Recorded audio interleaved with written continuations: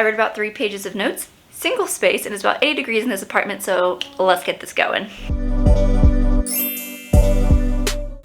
Hey y'all, welcome back or welcome to my YouTube channel. Today we're talking about skincare, particularly my AM skincare routine. Before we get into it, I quickly wanted to go over what my skin type was. I have very dry, very sensitive, eczema-prone skin.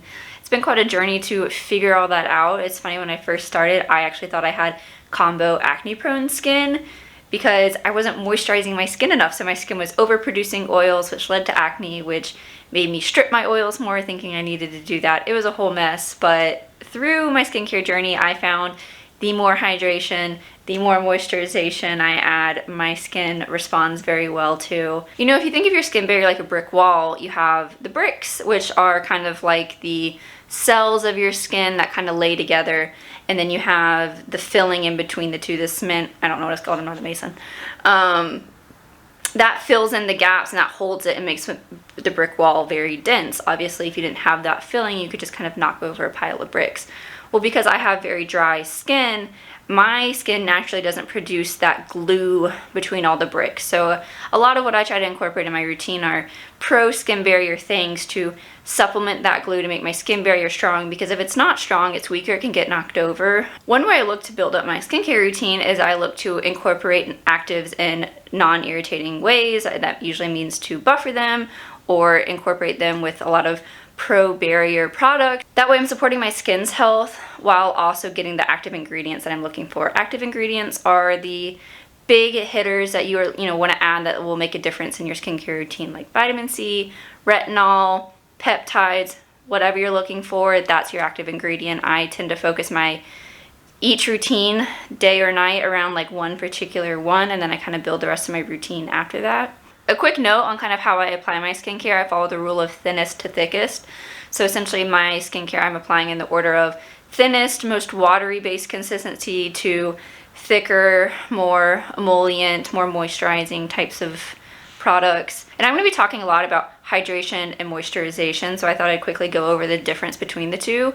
Hydration means that you're adding more water-based things to the skin, things that attract water, things that, plump with water, and moisturization are more oil-based things, creamy-based things, fatty acids that your skin loves, that your skin barrier needs. I will say my skincare routine doesn't change all that much from winter to summer. I know a lot of people's do. I think the biggest change that I see is I just kind of tend to add or use more of the products that I already use. So I'm using more hydrators, fit more oils, and then I use a thicker moisturizer in the wintertime. But that's it. My products mostly stay the same year round, especially my morning skincare routine. That is the same 7 days a week, 365 days a year for the past 2 years. And I think it's landed me some pretty good results. So the first step in my morning skincare routine is cleansing. Some mornings I use a cleanser, some mornings I just do a quick water rinse. I never just go straight in with any products. I always like to give my face a little bit of a rinse off just to get that last bit of residue from the night before's products off, or like sleep sweat or anything like that. I have to just give my face some kind of rinse in the morning, otherwise I just feel a bit grimy, not quite clean. But when I do use a cleanser in the morning, my go-to is always the Matcha Hemp Hydrating Cleanser from Crave Beauty. This was my very first holy grail product that I found.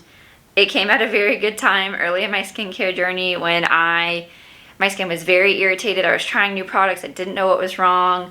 I heard that this was good at cleansing your skin but not stripping it, and it still left it feeling like very hydrated and happy afterwards.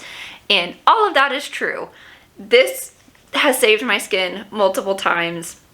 When I need it clean, I need it to feel clean, but it just feels so bouncy, soft, and happy afterwards. Its beautiful jelly-like texture always leaves my skin feeling refreshed and clean, but never stripped, and still hydrated, which is great. Key ingredients here are panthenol and sodium PCA for hydration, matcha for antioxidants, hemp seed oil and sweet almond oil, and oat extract for moisturizing and barrier protection. It doesn't use SLSs, instead uses more gentle coconut-derived surfactants, which is great, and it still gives you that very satisfying, not foaming feeling, but like that lather that you want when you're washing your face. Like, I've used some products that don't give you a lather at all, and that just doesn't feel quite as rewarding.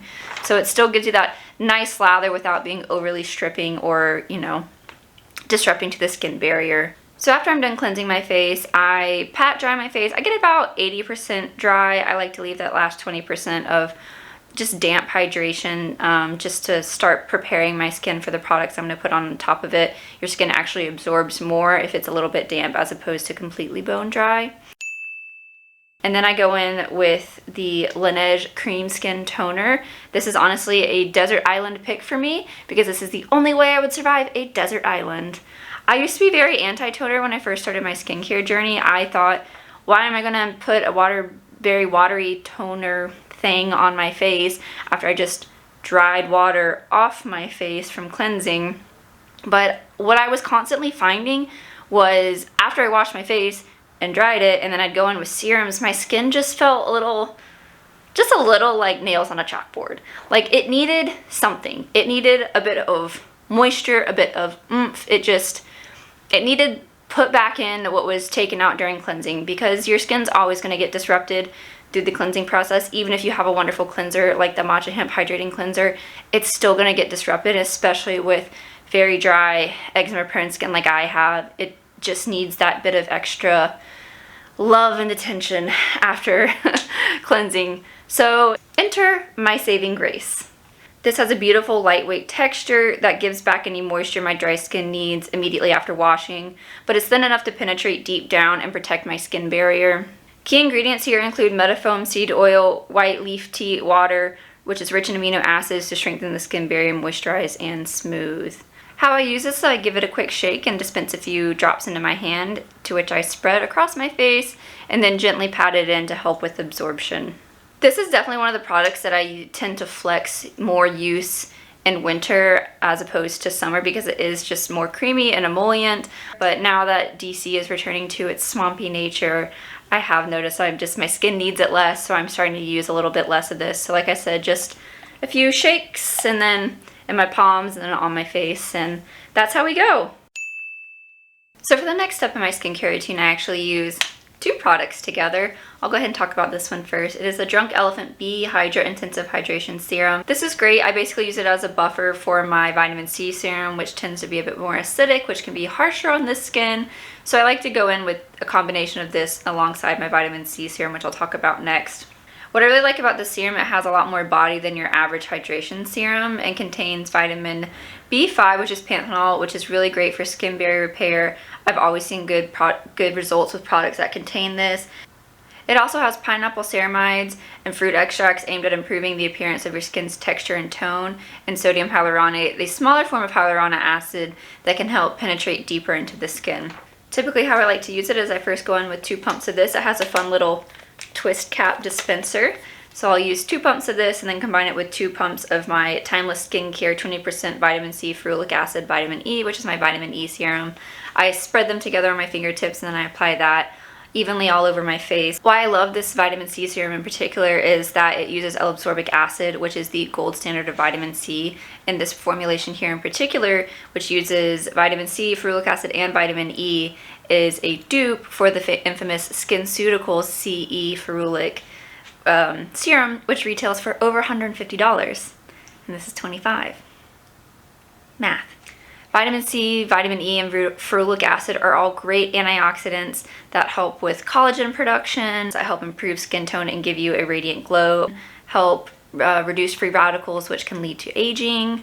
Vitamin C was actually the first active ingredient that I incorporated into my skincare routine, and I saw amazing results with it. It definitely left my skin glowier, looking plumper, way more youthful.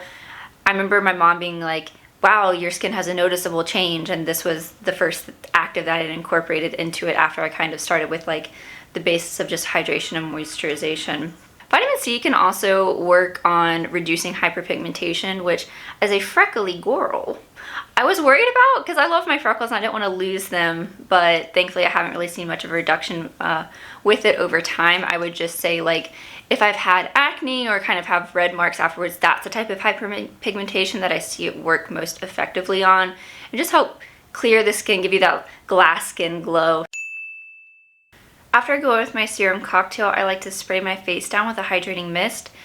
Basically how hyaluronic acid works, which is in the Drunk Elephant Bee Hydra Serum, is it works to plump the skin by attracting water to it and holding 1,000 times its weight in water, so it blows up and then makes your skin look very bouncy and juicy, but it needs water to do that. So what I like to do is what I call a moisture sandwich, where toner, hydrating serum, and then I go in with a hydrating spray on top of that. What I've been using lately is the Klairs Fundamental Ampoule Mist. As you can see, we are down to the last little bit here. I don't think this will be a repurchase. It has a bit more body to it and like creaminess almost to it, even though it's a mist, that I don't think will suit me well in the summertime. So I think I'm going to switch to the Tower 28 Beauty SOS Skin Rescue Facial Spray, I think it's called. I'm looking to pick it up in the Sephora sale here coming up in a few weeks. But this has been a really good one. This is actually my second or third time repurchasing this one. One thing I really like about this product is this is a good mist and a very fine sprayer. Sometimes sprays that I've tried are just like a fire hose to the face, which you definitely don't want. Key ingredients are it's infused with antioxidant-rich ingredients like green tea water and several nutrient-rich botanical extracts like rice, hibiscus fruit, and artemisia.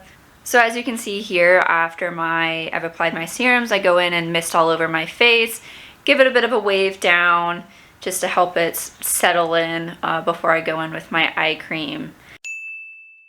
So while my hydrating mist is absorbing into my skin, I like to take this opportunity to apply my eye cream. They say that the eyes are the windows to the soul, and I want to keep mine looking youthful and beautiful forever. So that's why I go with the Paula's Choice Resist Anti-Aging Eye Cream with shea butter and peptides. I'm trying to find an eye cream. I wanted one that went all over the eye and didn't just focus on the under eye like a lot of eye creams do, and I found that to be a bit of a challenge.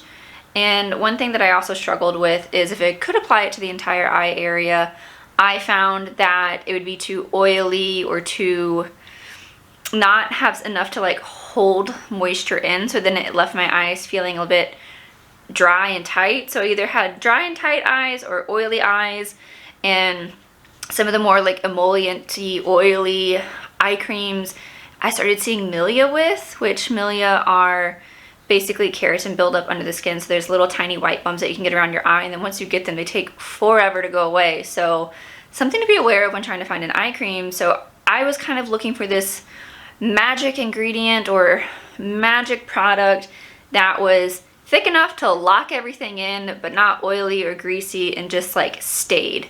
So enter the Paula's Choice Resist Anti-Aging Eye Cream with shea butter and peptides. It contains several hydrating ingredients to help hydrate and plump the eyes, and a blend of anti-aging ingredients formulated for the eye area, including vitamin C, E, and peptides. This contains shea butter, which is wonderfully thick without being overly oily. I feel like my eyes are always hydrated and moisturized throughout the day. Because it's on the thicker side, I do apply the smaller amount of it in the mornings.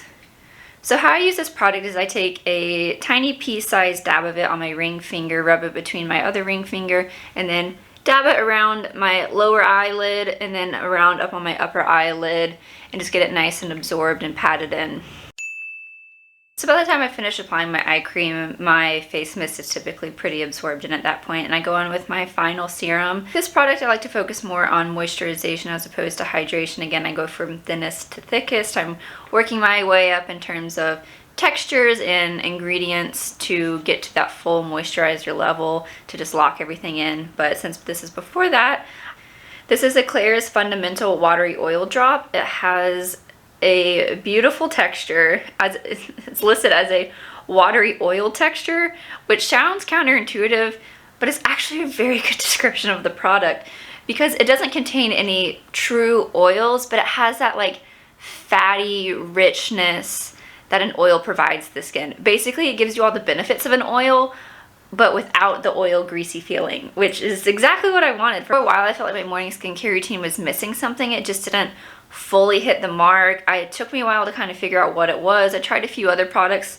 similar to this, but then when I first tried this one, I was like, nope, this is it. This is what it was missing. Because I don't want to apply an oil in the morning. It's just asking for a messy, runny day, especially applying a mineral sunscreen later. But this is perfect. Like I said, it gives you all the benefits of an oil without being an oil. This is a thin, rich serum. It has a bit of a slip like an oil would, but does not leave the skin feeling oily. Key ingredients here include ferment filtrates, which are great for the skin barrier, green tea, water, and peptides. I like to take this and dispense in my hand. This is another one of the products that I tend to use more of in the wintertime than the summertime. In the wintertime, I'll use a full pipette of this, but in the summer, I usually take about 4 to 6 drops, averaging in 5 typically. Spread it in the palm of my hands and then gently pat that all over my face. And then in doing so, I'm also patting in the last little bit of that hydrating mist that I applied. After I've applied all my serums, I go straight in with my moisturizer to lock it all in. Right now I'm using the Ordinary Natural Moisturizing Factors Plus HA. This is actually the only product that I will change seasonally. I use a Boscia Chia Seed Moisturizing Cream in the wintertime, but since it's now March, it's currently 80 degrees in my apartment, and DC is returning to its swampy self, I have switched back to my more lightweight formula. What I really enjoy about this is a lightweight, non-greasy feeling moisturizer, but it still locks everything in that I just put on. I wouldn't say this is the most moisturizing or hydrating, which is why I compensate for those things throughout my routine, but it does exactly what I want it to. It provides a breathable barrier for my skin. So some of the key ingredients here is that it's made up of compounds naturally found in the skin, like amino acids, fatty acids, and ceramides to help build your natural skin barrier. So as you can imagine, since I talk about wanting to fill in the gaps in my skin and needing to fill in the gaps in my skin because I have dry skin, this provides the glue that I'm missing for my skin. It's great. I've been using it for 3 years now. When I need just a basic moisturizer, this is always my go-to. You can dress it up, dress it down, because it is just such a basic formula.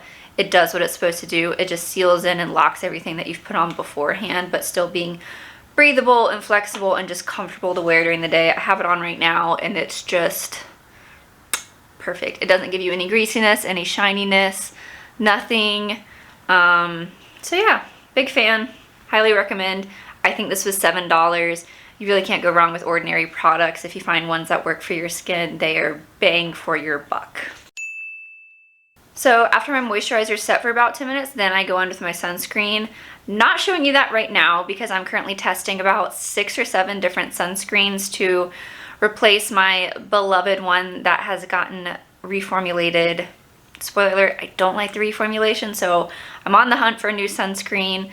Video will be coming out on that very soon. It just takes time to test everything and try them out, see how they work.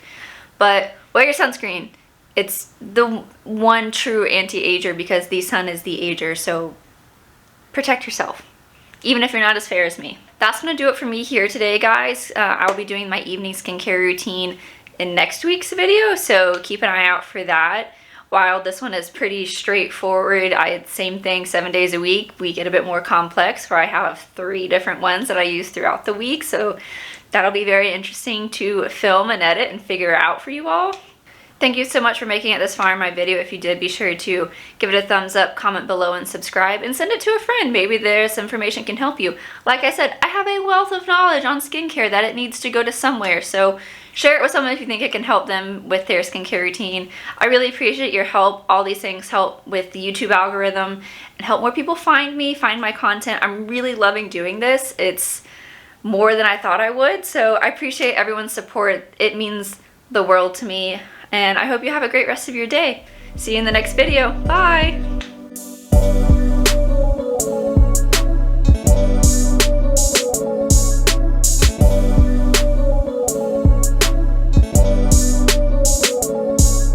God, it is actually hot. I have a rag stuck in my bra right now.